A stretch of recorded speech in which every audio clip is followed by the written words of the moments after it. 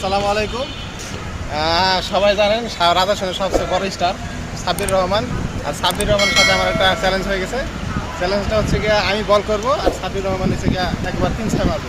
যদি 3-6 মারতে পারে সে I will be give you for one mojo and ও যদি না মারতে পারে তাহলে সেম ওকে আমাকে হতে একটা মোজো গিফট করবে। ওকে ওকে দেখি কে জিতে। Let's try.